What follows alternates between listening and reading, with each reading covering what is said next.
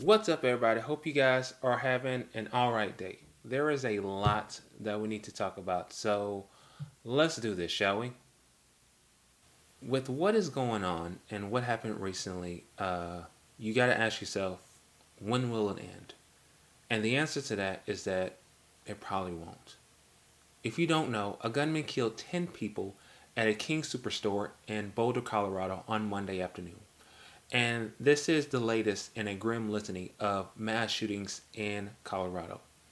And one of the victims was a police officer, 51-year-old Eric Talley, who has been with the police department since 2010, and he was the first on the scene of the shooting. Now, the suspect, whose name I will mention later on, was taken into custody, and there are a few things that need to be answered in the following hours of the shooting.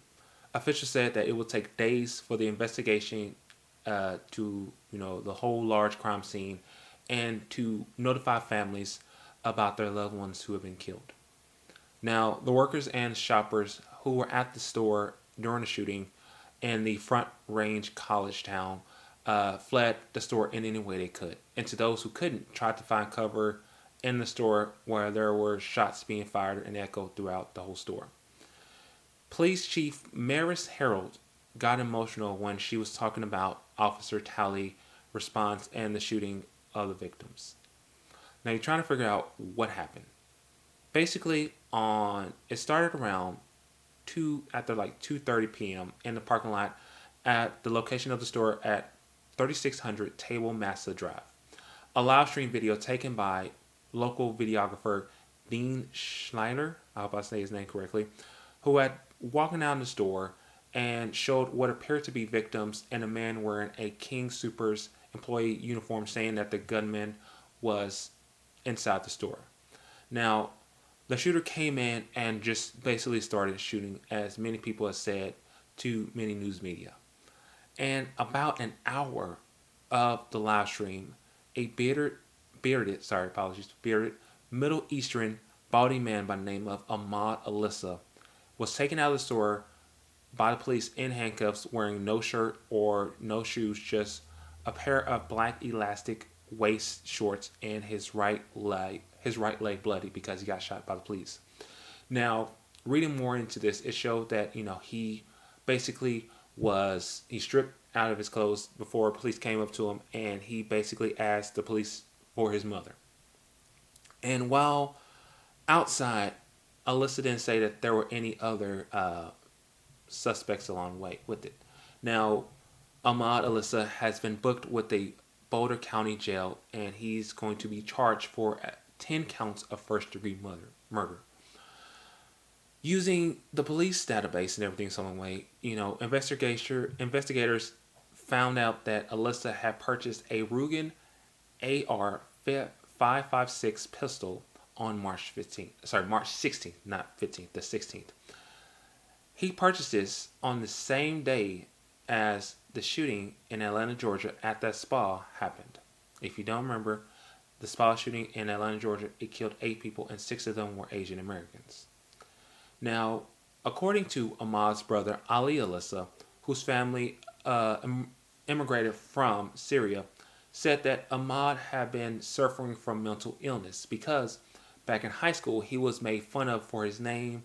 He was also made fun of being Muslim, and with this being happening, he was getting to become antisocial. And around 2014, Ali said that Ahmad had become increasingly paranoid, saying that someone was following him or chasing him. Just hearing about this, is unbearable because, people think it's okay to make fun of others, whereas, you try to go, what's the outcome of this? And we see the outcome of this with the shooting. And a lot of people are trying to figure out, like, what is going to happen with the whole gun violence and everything else. Like, who's to say? There's a lot to deal with. Now, when President Biden was heard about this shooting, President Biden, he said he actually called for a nationwide ban on assault weapons, background check reforms, and broad changes to magazine capacity registrations in his first remarks. He said, while we're still working on more information regarding the shooter, the motive, and the weapons that he used, you know the guns, the magazines, the modifications to the weapons, so much more to it.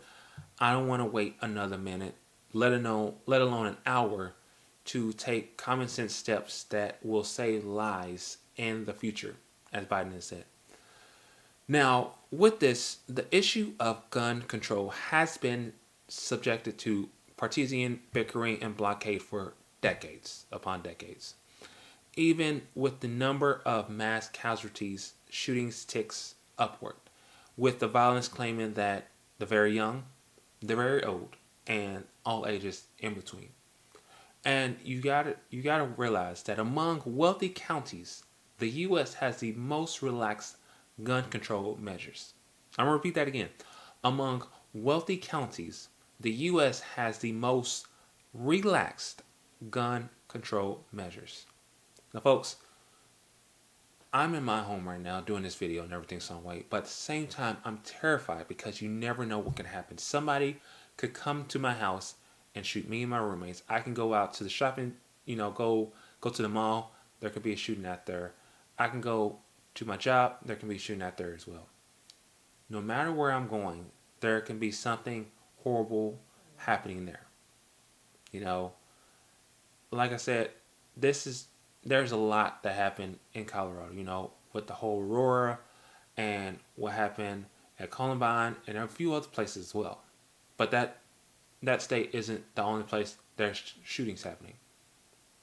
Like I said earlier, with the mod purchasing that gun the same day as what happened in Atlanta, Georgia at that spa shooting, it just goes to show that we really need to bring this down, this whole gun reform and everything, something like. And people, I know, reading about this, when I first saw it, I know people were going crazy because they thought it's a white guy that did this. People going straight onto it, saying it's a white guy that did it. But they didn't, wait for it to happen. They didn't get the chance to wait for it. But again, they didn't realize more and more about the story before, just automatically assuming, oh, it's going to be this guy. There's a saying, you can't sue, if you assume something, make an ass out of you and I. If I'm not mistaken, that's the correct saying. But just reading about this and hearing about this, it's just a lot going on. So, folks, I want to know, what are your thoughts about this? Do you just, again, I just basically want to know, what are your thoughts about this whole shooting? If you live near, Boulder, Colorado, are you okay? That kind of thing. I just want to know, what are your thoughts about it as well? So this next story I want to talk about, it's kind of interesting to know that this is actually happening. But on Monday, Evanston, Illinois has become the first U.S. city to make reparations for its black residents for past discrimination and the lingering effects of slavery.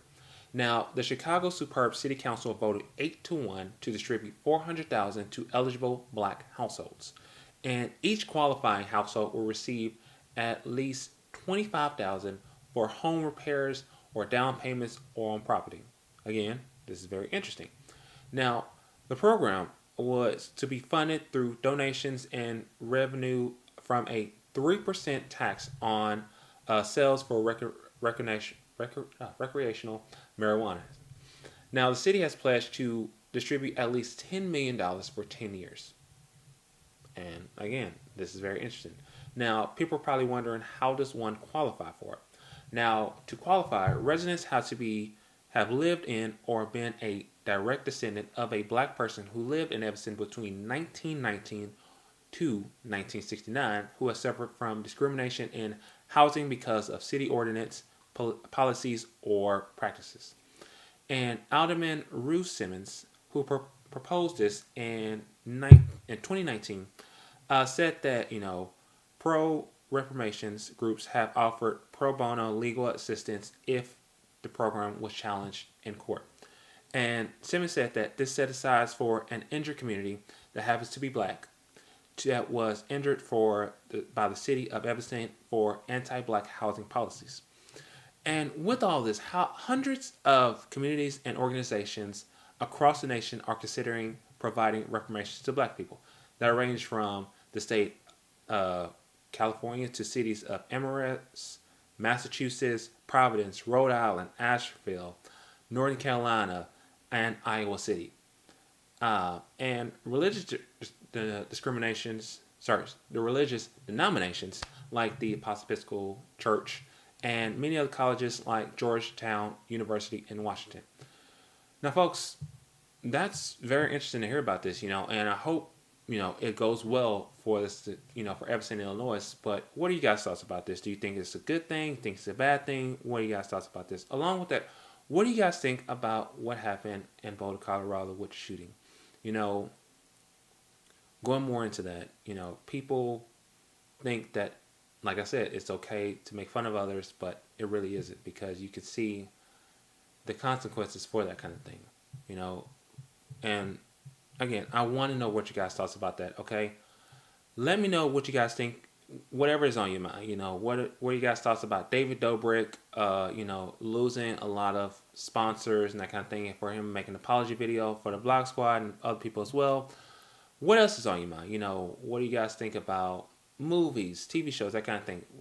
Just let me know whatever's on your mind. Okay, like, share, comment, subscribe. Let people know I'm out there getting you guys good word because that's what I'm doing. I'm always out there reading newspaper, looking at the news, trying to catch up on social media and all kind of things.